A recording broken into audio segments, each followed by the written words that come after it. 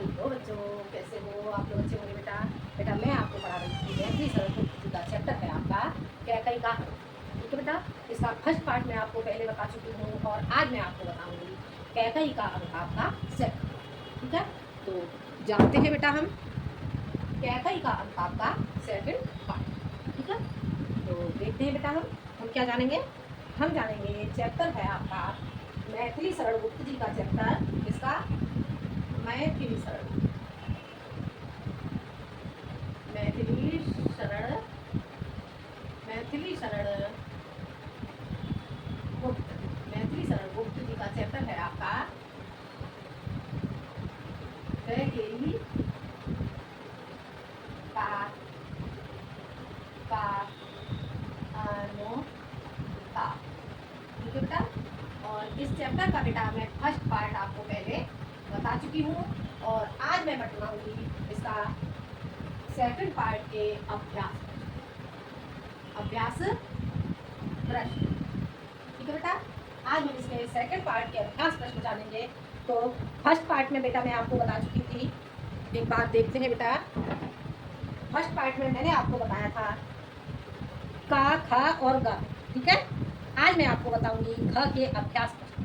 क्या जानेंगे हम जानेंगे घ के अभ्यास प्रश्न। ठीक है, घ आपका दिया हुआ है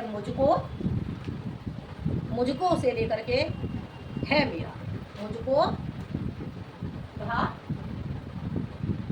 खंड है मुझको, और यहाँ से आपका आ जाएगा है मेरा। ठीक है, अब मैं इसके अभ्यास प्रश्न बताऊंगी आपको। तो इसके लिए पहले बेटा हमें पद पढ़ना होगा और उसके बाद हम इसके अभ्यास प्रश्न जानेंगे। बाकी इससे पहले आप जो संपूर्ण व्याख्या वाली वीडियो है वो जरूर देखिए। ठीक है, तो देखते हैं हम इसे। खंड में क्या बताया गया है। मुझको यह प्यारा और इसे तुम प्यारे, मेरे दुगने प्रिय रहो न मुझसे न्यारे। मैं इसे न जानूं किंतु जानते हो तुम, अपने से पहले इसे मानते हो तुम भ्राताओं का प्रेम परस्पर जैसा, यदि वह सब पर क्यों प्रकट हुआ हो वैसा, तो पाप दोष भी पुण्य दोष है मेरा, मैं रहूं पंकिला पदम कोश है मेरा, मैं रहूं पंकिला पदम कोश है मेरा। अब देखो यहाँ पे क्या कहते हैं, अब इसके अभ्यास प्रश्न देखते हैं। पहला क्वेश्चन है इसका बेटा आपका प्रस्तुत पद्यांश का संदर्भ लिखिए। यह क्वेश्चन बेटा मैं आपको पहले ही समझा चुकी हूँ, फर्स्ट पार्ट में आप देखेंगे तो मैंने पहला क्वेश्चन आपको यही समझाया था। ठीक है, अब हम देखते हैं इसका अगला क्वेश्चन। अगला क्वेश्चन क्या है, रेखांकित अंश की व्याख्या कीजिए। क्या क्वेश्चन है, रेखांकित अंश की व्याख्या। सेकंड क्वेश्चन हो जाता है रेखांकित अंश की व्याख्या। ठीक है, रेखांकित अंश की व्याख्या का सेकंड क्वेश्चन हो जाता है। तो जानते हैं बेटा हम इस क्वेश्चन को कैसे करेंगे।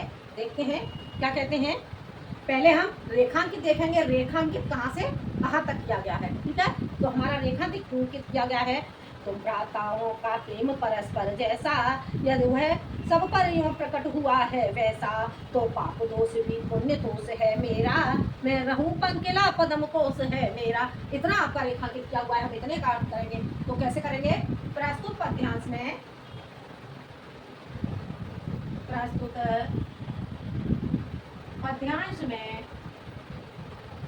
मैथिली सरल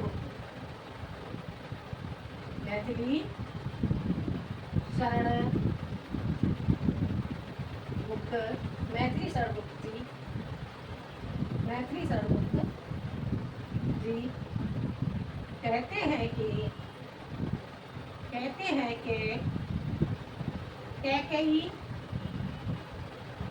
कैकेयी राम से कहती हैं, कैकेयी राम से कहती हैं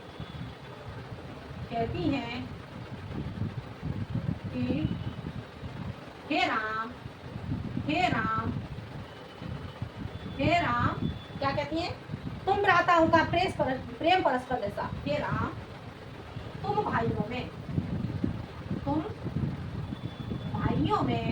भाइयों के बीच में, भाइयों के, या ऐसे लिखोगे तुम दोनों भाइयों के, क्योंकि यहाँ पर राम और भरत के प्रेम की बात हो रही है। ठीक है, तो कैसे लिखोगे, तुम दोनों भाइयों के, तुम दोनों दोनों भाइयों के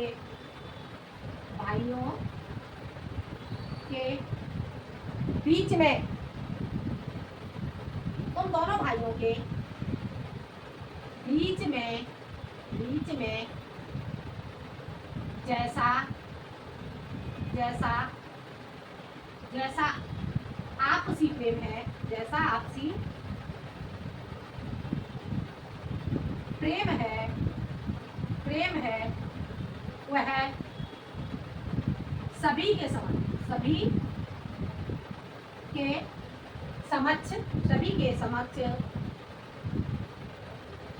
प्रकट हो चुका है, प्रकट हो चुका है, वह सभी के समक्ष प्रकट हो चुका है। और वो कहती हैं तो पाप दोष भी पुण्य दोष है, और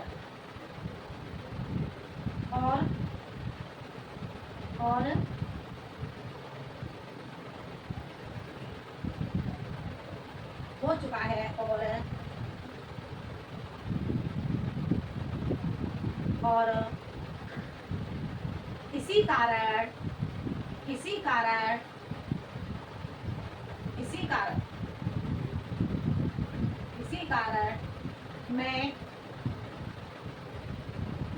इसी कारण मेरा पुत्र भरत, ऐसे को इसी कारण मेरा भरत, इसी कारण मेरा पुत्र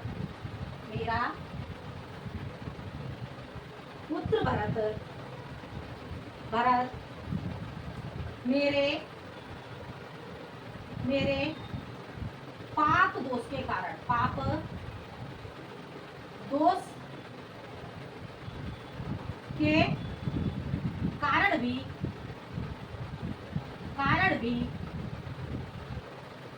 भी पुण्य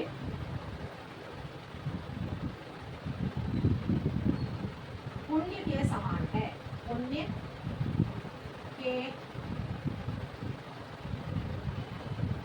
समान है, मैं कीचड़ के समान हूँ, मैं कीचड़ के समान हूँ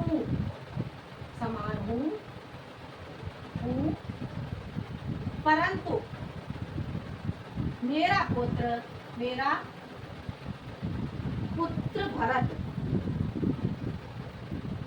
भरत उस कीचड़ में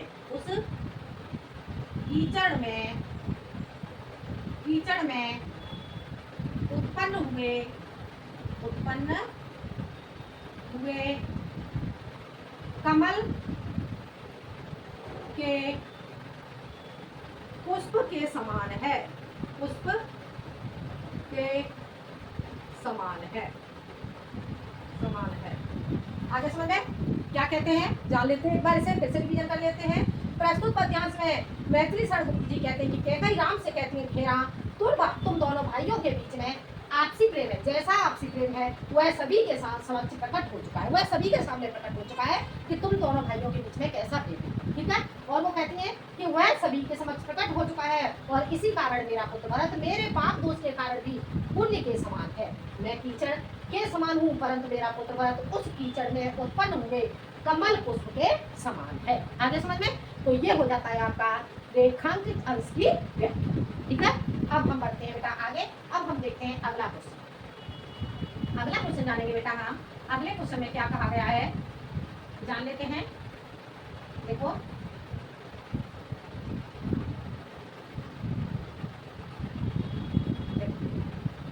अगला क्वेश्चन बेटा हम देखेंगे,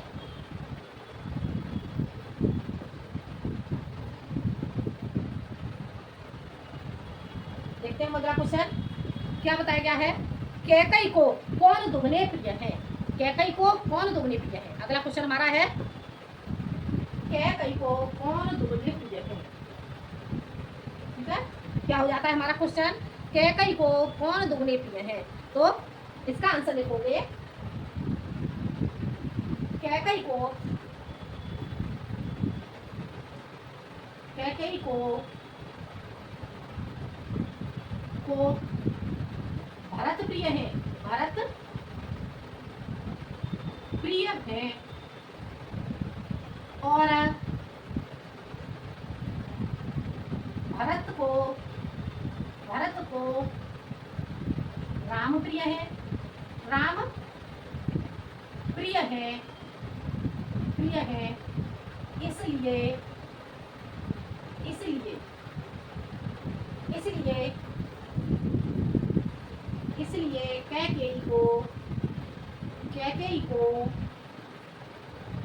राम दुगने प्रिय है, राम दुगने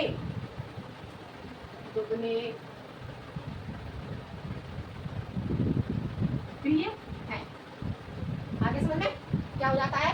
कैकेयी को भरत प्रिय है और भरत को राम प्रिय है, इसलिए कैकेयी को राम दुगने प्रिय है। आगे समझ में? ये क्वेश्चन आपको बेटा समझ आ गया होगा, ठीक है।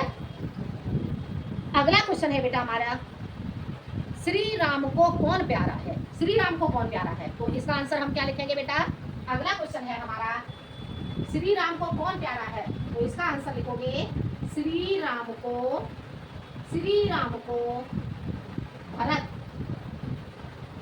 भरत प्यारे, भरत प्यारे हैं, भरत प्यारे हैं, या श्री राम को भरत प्यारा है, ठीक है। श्री राम को कौन प्यारा है? श्री राम को भरत प्यारा है। आगे समझ में? अगला क्वेश्चन है, प्रस्तुत पंक्तियों में कौन सा रस है? तो इसका आंसर लिखोगे बेटा, प्रस्तुत पंक्तियों में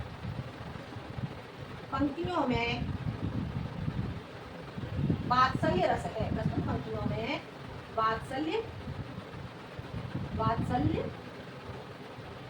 रस है। आगे समझ में? प्रस्तुत पंक्तियों में कौन सा रस है? प्रस्तुत पंक्तियों में वात्सल्य रस है। ये आपको समझ आ गया होगा बेटा। अब देखते हैं बेटा हम आगे है आपका बेटा, ये आपका जो घा खंड है, घा खंड कंप्लीट हो जाता है। अब हम देखते हैं अगला खंड, अगला हो जाता है आपका अंगा, ठीक है।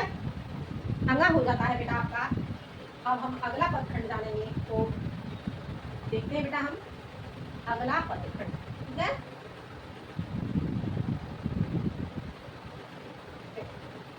अगला पद खंड है बेटा आपका अंगा।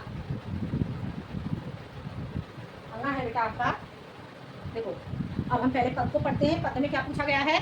बैठी थी अचल तथापि असंख्य तरंगा, बैठी थी अचल तथापि असंख्य तरंगा, वैसी ही अब थी हा गो मुखी गंगा, हाँ जल कर भी मैंने न भरत को जाना, सब सुन ले तुमने स्वयं अभी यह गमाना, यह सच है तो फिर लौट चलो घर भैया, अपराधिन में हूँ तात तुम्हारी मैया, दुर्बलता का ही चिन्ह विशेष शपथ है, पर अबला जन के लिए कौन सा पथ है। आगे समझ में? ये आपका पद हो जाता है। तो हम इसे देखेंगे, बैठी थी से लेकर कौन सा पद है, ठीक है। बैठी थी ठीक है, और यहाँ से लेकर के पथ है। आगे समझ में? यहाँ तक आपका बेटा ये हो जाता है। आगे देखते हैं बेटा हम इसके क्वेश्चन बेटा हमें कैसे करने होंगे, जानते हैं हम इसे। देखो इसमें बेटा हम पहला क्वेश्चन जानेंगे इसका, गंगा शब्द के 4 पर्यायवाची लिखिए, ठीक है। गंगा शब्द के 4 पर्यायवाची, पहला क्वेश्चन है गंगा शब्द के 4 पर्यायवाची लिखने हैं आपको। तो कैसे लिखेंगे हम इसके गंगा शब्द के पर्यायवाची, ठीक है। गंगा के पर्यायवाची आपके क्या हो जाएंगे? त्रिपथगा, ठीक है। त्रिपथगा एक हो जाएगा आपका देव नदी, उसके बाद भागीरथी, और आपका हो जाएगा बेटा जाह्नवी, ठीक है। कौन कौन सा हो जाएगा? त्रिपथगा, देव नदी, भागीरथी, और आपका हो जाएगा ये जाह्नवी, ठीक है। ये आपके हो जाते हैं बेटा गंगा के पर्यायवाची। और आप एक और लिखना चाहो इसमें तो और हो जाएगा आपका मंदाकिनी, ठीक है बेटा। ये आपके हो जाते हैं गंगा नदी के पर्यायवाची। 4 पर्यायवाची आपके पूछे गए हैं। ठीक है। अगला क्वेश्चन है आपका उपर्युक्त पद्यांश के शीर्षक एवं रचयिता का नाम लिखिए। ये क्वेश्चन बेटा आप कर ही लोगे, ये मैं आपको बता चुकी हूँ। इसे क्वेश्चन को आप करोगे उपर्युक्त पद्यांश के शीर्षक का नाम आपका हो जाएगा कैकई का अनुवाद, ठीक है। और आगे क्या पूछा गया है, रचयिता का नाम, रचयिता कौन हो जाएंगे इसके, मैथिली शरण गुप्त। मैं वैसे आपको फर्स्ट पार्ट में ये क्वेश्चन समझा भी चुकी हूँ, तो ये आप कर लेंगे, ठीक है। अगला क्वेश्चन है बेटा आपका, इसमें पूछा गया है, अगला क्वेश्चन देखते हैं, सिंगी और गोमुखी गंगा से क्या अभिप्राय है, ठीक है। तो सिंगी और गोमुखी गंगा से क्या अभिप्राय है, तो इसका आंसर लिखोगे बेटा कि देखो शेरनी के समान, देखो इसका आंसर हो जाएगा आपका, इसका उत्तर आपका हो जाएगा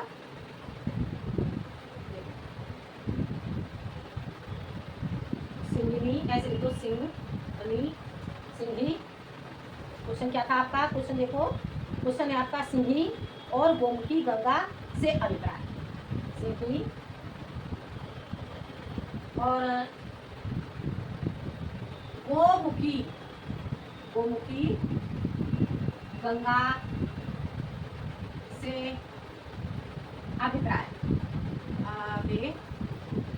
अभिप्राय, ठीक है बेटा, सिंगी और गोमुखी गंगा से अभिप्राय, ठीक है। अब इसे लिखेंगे हम, इसे हम कैसे करेंगे, देखो इसका आंसर लिखेंगे शेरनी के समान, शेरनी के समान, शेरनी के समान दहाड़ने वाली, दहाड़ने, दहाड़ने वाली, दहाड़ने वाली, दहाड़ने वाली कैकेयी, कैकेयी, कैकेयी आज, आज गोमुखी, गोमुखी गंगा के समान, गंगा के समान, गंगा के समान शांत एवं पवित्र, पवित्र मन वाली, मन वाली हो चुकी है, हो चुकी है। आगे बेटा समझ में क्या हो जाएगा आपका, देखो सिंही और गोमुखी गंगा से अभिप्राय, शेरनी के समान दहाड़ने वाली कैकेयी आज गोमुखी गंगा के समान शांत एवं पवित्र मन वाली हो चुकी है। आगे समझ में, ये आपको समझ आ गया होगा। अब है अगला क्वेश्चन है बेटा, हम अगला क्वेश्चन जानते हैं, देखो अगला क्वेश्चन है उपर्युक्त पद्यांश में प्रयुक्त रस और उसका स्थायी भाव लिखिए, ठीक है। तो उपर्युक्त पद्यांश में प्रयुक्त, प्रयुक्त रस, अब इसमें कौन सा रस है, रस पूछा गया है आपको, तो इसका आंसर देखोगे बेटा, ये आपका हो जाता है, ये बेटा जो आपका, सॉरी बेटा, ये आपका देखो गंगा के पर्यायवाची मैंने बताया, ये आपका फर्स्ट क्वेश्चन हो जाता है। सेकंड क्वेश्चन है आपका, इसमें आपका जो शीर्षक और रचयिता का नाम ये मैंने बता दिया आपको, और एक है इसमें आपका रेखांकित अंश की व्याख्या कीजिए। ये क्वेश्चन छूट गया था बेटा, इसे आप देख लो, ये क्वेश्चन है आपका, देखो इसमें आपका जो पूछा गया है, दुर्बलता का ही चिन्ह विशेष शपथ है पर अबला जन के लिए कौन सा पथ है। ये क्वेश्चन बेटा मैं आपको पहले समझा चुकी हूँ, ठीक है। ये पहले जो आपका मैंने ये समझाया था आपको पिछली वीडियो में, ये था आपका खा खंड, ठीक है। खा खंड में मैं इसकी व्याख्या आपको बता चुकी हूँ, तो ये आप वहाँ से देख लेंगे। और बाकी का आपका अगला ये हो जाता है आपका फोर्थ क्वेश्चन, ठीक है। तो ये आपका फोर्थ क्वेश्चन हो जाता है, ये मैंने गलत डाल दिया यहाँ पर, ये आपका था बेटा, ये वाला कौन सा था, सिंह गोमुखी गंगा वाला था आपका फोर्थ क्वेश्चन, ठीक है। ये आपका फोर्थ हो जाता है, ठीक है। अब हम जानते हैं बेटा, इसके बाद है अगला क्वेश्चन है बेटा आपका उपर्युक्त पद्यांश में प्रयुक्त रस और उसका स्थायी भाव, ये आपका फिफ्थ क्वेश्चन हो जाता है, ठीक है। जो आपका बेटा ये रह गया आपका सेकंड और थर्ड क्वेश्चन, ये क्वेश्चन आप कर लोगे, ठीक है। इसका आंसर आप क्या लिखोगे, इसका आंसर आप लिखोगे प्रस्तुत पद्यांश में, उपर्युक्त पद्यांश में प्रयुक्त रस, प्रयुक्त पद्यांश में प्रयुक्त रस। ठीक है, तो इसमें आपका कौन सा रस प्रयोग किया गया है, तो यहाँ लिखोगे आप, रस का नाम लिखोगे रस। रस कौन सा है इसमें, करुण, करुण। ठीक है, और इसका स्थायी भाव, स्थायी भाव, स्थायी भाव है इसका शोक। आगे समझ में, ये आपका हो जाता है जो अनाखंड था बेटा, अनाखंड आपका कंप्लीट हो जाता है। तो अब बढ़ते हैं बेटा हम आगे, देखते हैं हम अगले खंड की ओर चलेंगे। देखते हैं बेटा हम आगे।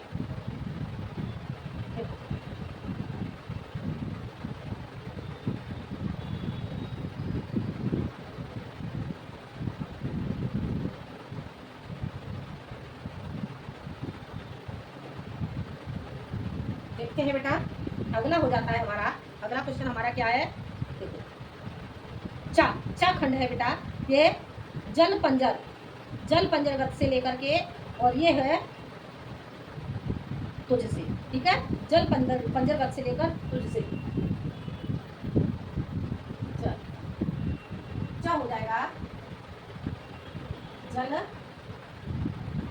पंजर। ठीक है, जल पंजर गत से लेकर के, और ये हो जाएगा तुझको, तुझको। ठीक है, ये हो जाता है। अब हम इसे पहले एक बार पद को पढ़ लेते हैं, फिर हम इसके आंसर करेंगे। ठीक है, तो जानते हैं बेटा हम इसके पद को देख लेते हैं बेटा। इसके पद में क्या बताया गया है, इसके देखो, जल पंजर गत अब अरे अधीर अभागे, वे ज्वलित भाव थे क्यों स्वयं तुझी में जागे। पर था केवल क्या ज्वलित भाव ही मन में, क्या शेष बचाता कुछ न और इस मन में। कुछ मूल्य नहीं वात्सल्य भाव क्या तेरा, पर आज अन्य सा हुआ वत्स भी मेरा। थूके क्यों थूके मुझ पर त्रैलोक्य भले ही थूके, जो कोई जो कह सके कहे क्यों चूके। छीने न मात्र पद किंतु भरत का मुझसे, हे राम दुहाई करूं और क्या तुझसे। अब यहाँ पे क्या कहते हैं, देखते हैं हम इसके आंसर देखते हैं बेटा। प्रस्तुत पद्यांश का संदर्भ लिखिए, ये वाला क्वेश्चन आप कर लोगे। अगला क्वेश्चन है रेखांकित अंश की व्याख्या कीजिए। ठीक है, तो इसका मैं बता देती हूँ आपको। सेकंड है आपका रेखांकित अंश की व्याख्या। रेखांकित अंश की व्याख्या, अंश की व्याख्या। ठीक है बेटा, और यहाँ पे क्या कहते हैं, प्रस्तुत पद्यांश में, प्रस्तुत पद्यांश में गुप्त जी कहते हैं कि, गुप्त जी कहते हैं कि, कहते हैं कि क्या कहते हैं, प्रस्तुत पद्यांश में गुप्त जी कहते हैं कि कैकेयी राम से कहती हैं, क्या कहती हैं, प्रस्तुत पद्यांश में गुप्त जी कहते हैं कि कैकेयी, कैकेयी कहती है, कैकेयी कहती हैं, कहती हैं कि क्या कहती हैं, कैकेयी कहती हैं कि क्या शेष बचा था कुछ और कुछ ना और इस मन में। तो क्या कहती हैं, कैकेयी कहती हैं क्या कि क्या मेरे इस मन में, मेरे इस मन में कुछ और, कुछ और शेष नहीं, नहीं बचा था, शेष नहीं बचा था। क्या मेरे इस मन में कुछ और शेष नहीं बचा था। अब आगे वो क्या कहती हैं,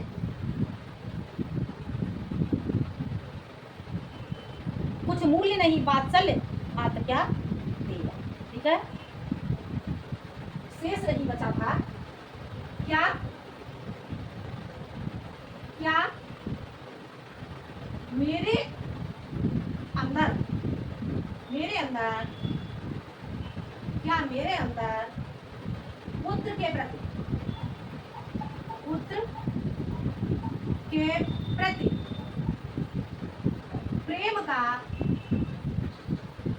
प्रेम का क्या कुछ मूल्य नहीं, वात्सल्य भाव क्या प्रेम का, मेरे अंदर पुत्र के प्रति प्रेम का कोई मूल्य नहीं था, मूल्य नहीं था। ठीक है, अर्थात अर्थात अर्थात मेरे हृदय में राम के प्रति ईर्ष्या का भाव ही शेष था उनके प्रति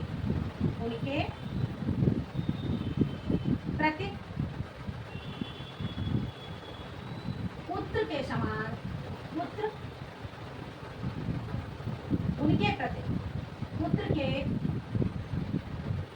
प्रेम का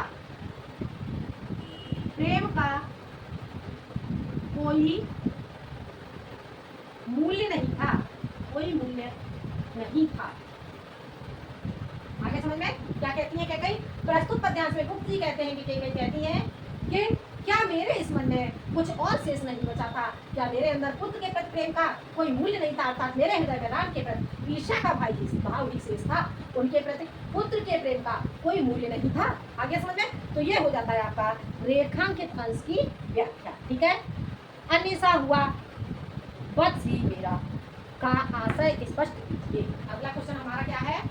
अन्य सा हुआ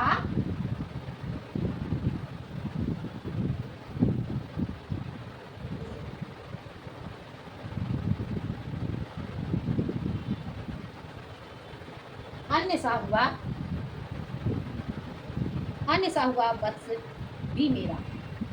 ये कौन सा क्वेश्चन है बेटा आपका? ये आपका हो जाता है थर्ड क्वेश्चन। तीसरा क्वेश्चन है बेटा ये आपका अन्य सा हुआ अन्य सा हुआ वत्स भी मेरा।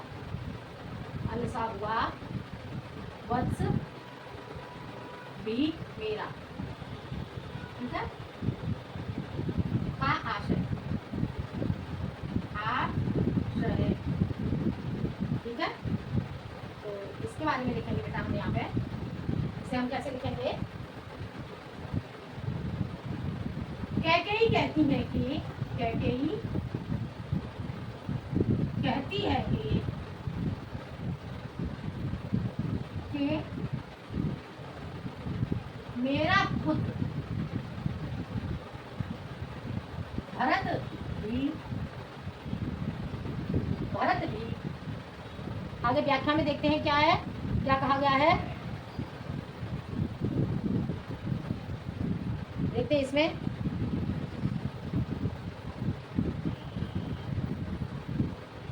जान लेते हैं बेटा। अन्य सा हुआ वत्स भी मेरा। ठीक है, क्या कहती है कि मेरा पुत्र भरत भी आज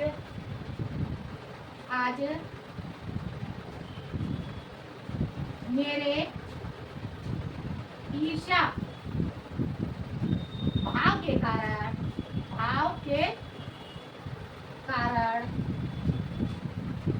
पराये के समान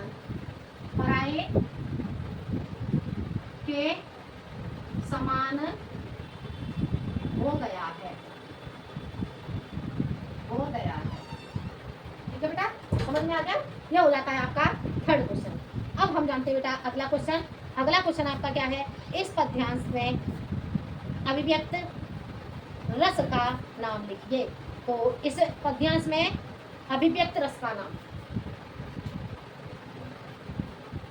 इस पद्यांश में अभिव्यक्त रस का नाम, ठीक है। इसका आंसर लिखोगे वात्सल्य, वात्सल्य, वात्सल्य रस। ठीक है, कौन सा रस हो जाता है? वात्सल्य रस। ठीक है, अब हम जानते हैं अगला क्वेश्चन। थूके मुझ पर त्रैलोक्य भलेगी, थूके का भाव स्पष्ट। ठीक है, तो ये लास्ट क्वेश्चन है आपका बेटा, ये मैं बता देती हूँ। ठीक है,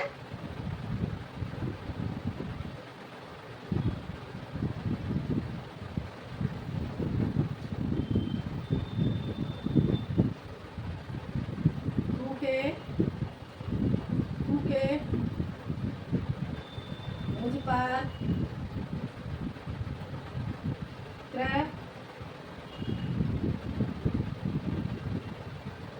त्रैलोक्य,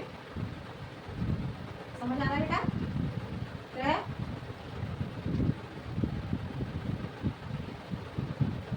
थूके मुझ पर त्रैलोक्य भलेगी, मुझ पर त्रैलोक्य भले ही थूके। ठीक है, थूके मुझ पर त्रैलोक्य भले ही, थूके का भाव। ठीक है, तो इसका भाव लिखोगे, इसका भाव हम कैसे लिखेंगे?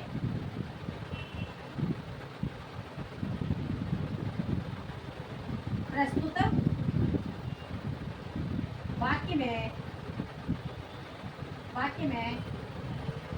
कैकेयी कहती हैं कि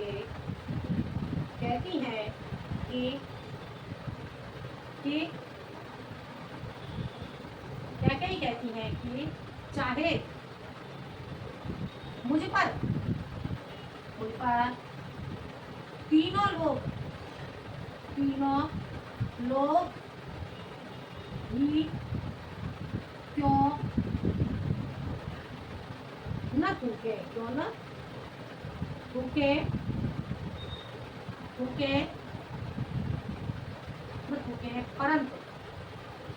परंतु मुझसे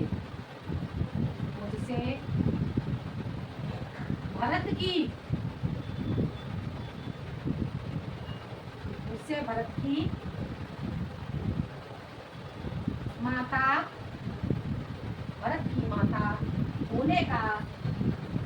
होने का पद न छीने। आगे सुनिए, कैकेयी का कहने का अर्थ क्या हो गया? प्रस्तुत वाक्य में कैकेयी कहती हैं कि चाहे मुझ पर तीनों लोग ही क्यों ना थूके, अर्थात कहने का अर्थ क्या हो गया? चाहे तीनों लोग ही मेरी बुराई क्यों ना करें, सभी मनुष्य मेरी बुराई क्यों ना करें, परंतु मुझसे भरत की माता होने का पद न छीने। ठीक है, जो मेरा मातृत्व पद है, मेरे से मेरा मातृत्व पद न छीने। आगे समझे बेटा? तो ये हो जाता है बेटा आपका कैकेयी के अनुताप का अभ्यास। ठीक है बेटा, क्या बताया था मैंने आपको? बताया कैकेयी के अनुताप के अभ्यास प्रश्न। और अगले वीडियो में बेटा मैं आपको बताऊंगी जो इसमें कैकेयी, जो मैथिली शरण गुप्त जी का ही आपका चैप्टर है बेटा, देखते हैं इसमें है आपका बेटा जो गीत। ठीक है, मैथिली शरण गुप्त जी का गीत है आपका आगे। ठीक है, तो हम अगले वीडियो में जानेंगे गीत के अभ्यास। ठीक है बेटा, आपको वीडियो पसंद आए तो लाइक करें, शेयर करें और सब्सक्राइब करें। आज के लिए इतना ही, मिलते हैं अब हम अगले वीडियो में गीत के अभ्यास प्रश्न के साथ। जब तक के लिए धन्यवाद बेटा। एक बात और, जब तक मैं आपको अगले वीडियो में ये अभ्यास प्रश्न बताऊंगी, जब तक आप जो अब मैंने आपको संपूर्ण व्याख्या वाली वीडियो पहले ही डाल चुकी हूँ, उसे जरूर पढ़ें। ठीक है, तभी आप इसके अभ्यास प्रश्न ठीक से समझ पाओगे। तो मिलते हैं अगले वीडियो में। धन्यवाद।